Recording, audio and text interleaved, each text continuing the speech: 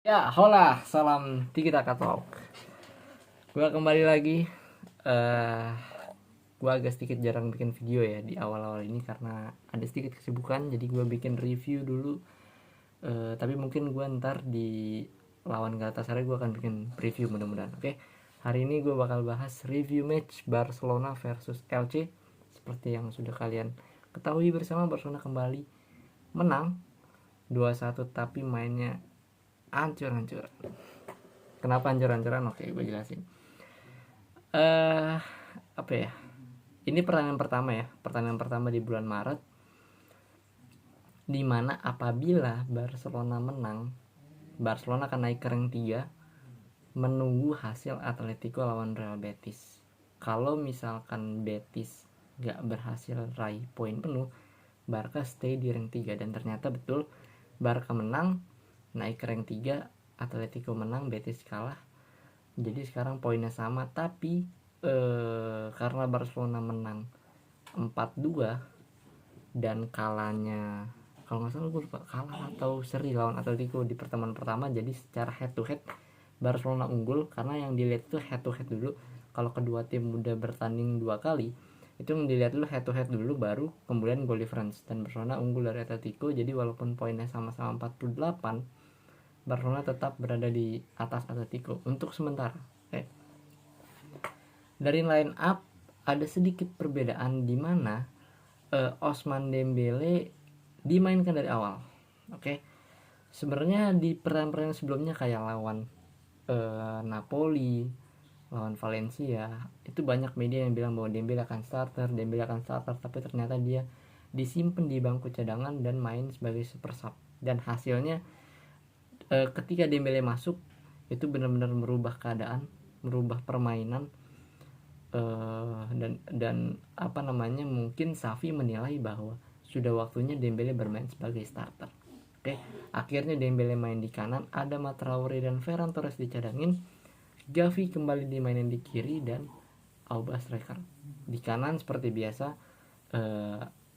Busquets didampingi dengan dua young players, Pedri dan De Jong. Di lini pertahanan nggak ada yang berbeda ya, karena Alba udah kembali, si Alves juga udah kembali. Jadi 3 pemain senior, Alba, Alves dan Pique mendampingi Araujo.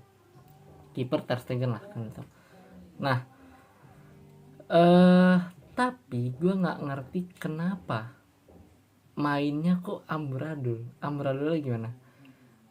Kalau kalian nonton match Barcelona di bulan Februari all ya, ketika Barca menang 4 gol terus, itu mainnya bagus banget. Sirkulasi bola cepat, passing antar pemainnya sangat di atas rata-rata lah akurasi passingnya, pergerakan tanpa bola bagus, dan sayap itu hidup. Oke. Tapi yang gua nilai di sini apa ya?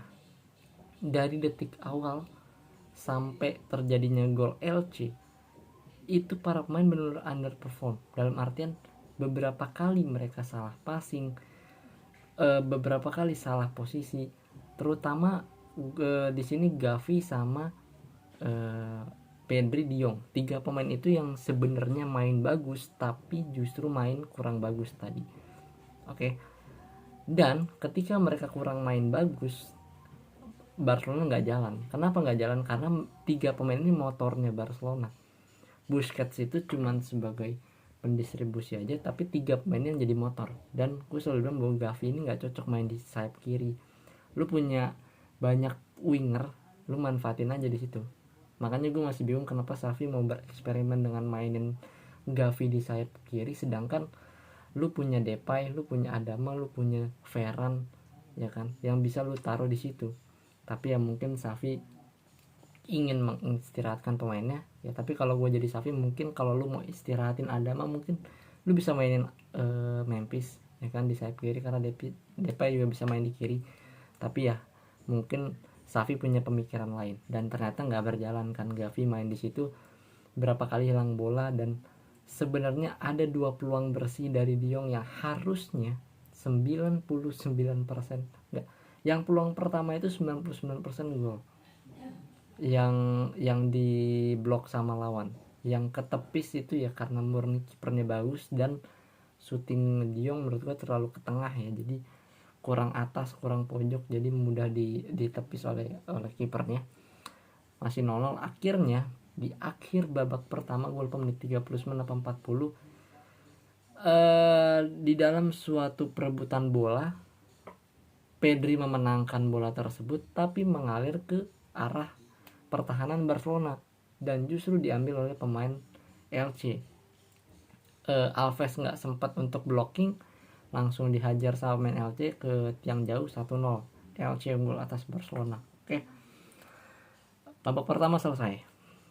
Gue pengen lihat nih apa respon dari Xavi, apa respon dari Barcelona. Dalam artian apakah permainannya akan berubah? Oke, siapa pemain yang akan diganti, siapa pemain yang akan masuk? Ternyata dia masukin Ferran Torres gantiin Gavi. Nah, bener tebakan gue dong. Gavi nggak bagus main di situ, akhirnya dia ditarik, Ferran masuk. Gue nilai Ferran ini pemain muda yang punya karakter yang cukup baik main di sayap ya. Bukan sebagai striker tapi main di sayap karena dribbling dia bagus banget. Dan lagi-lagi dia punya 1, 2, atau 3 shooting 3 atau 4 gue lupa peluang bersih yang dia dapatkan, tapi 2 kali ketepis kalau nggak salah, 1 kali gol, 1 lagi kalau nggak salah di samping gawang, 1 lagi 2 ke atas, itu depan gawang itu dia ke atas bolanya. Dan gue nggak ngerti ya kenapa tendangan dia selalu nggak bagus. Bukan gini, pada saat gue inget banget lawan Atletico Bilbao yang gue bilang dia perform banget, itu kan gol keren banget ya, bola pressing. Tapi setelah itu gue nilai ini orang positioningnya bagus banget. Setiap kali ada momentum, setiap kali ada Barcelona punya clear chance, dia berada di posisi yang benar, si Ferran ini. Cuman nggak tahu kenapa syutingnya selalu melambung. Ketika dia berhasil syuting datar, ketepi sama kipernya, dan akhirnya 1 gol tercipta dari Ferran. Walaupun sedikit gol jatuh dari langit ya, tendangan Alba, tapi ya dengan sepak bola itu lucky juga perlu ya, faktor luck. Jadi akhirnya 1-1 Barcelona. Masuk Memphis Depay, masuk si Nico gantiin De Jong karena De Jong juga nggak terlalu perform. Walaupun menurut gue juga Nico ini belum selevel Gavi sama Pedri ya. Dalam artian mungkin ini musim pertamanya Gavi, tapi Gavi jauh di atas Nico menurut gue. Nico ini belum bisa bermain sebagai seorang pemain tengah yang dibutuhkan oleh Barcelona. Menurut gue dia masih banyak miskomunikasi, masih banyak salah passing, masih kelamaan pegang bola. Jadi ya kalau dia main kayak gini terus mungkin bisa sama nasibnya kayak Ricky Puig. Tapi ya kita lihat aja gimana Nico nanti.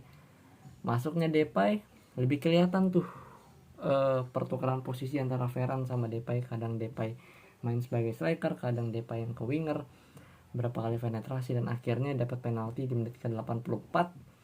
Di situ murni penalti karena tangannya aktif, dan penaltinya Depay ini karena gol itu dibilang keren.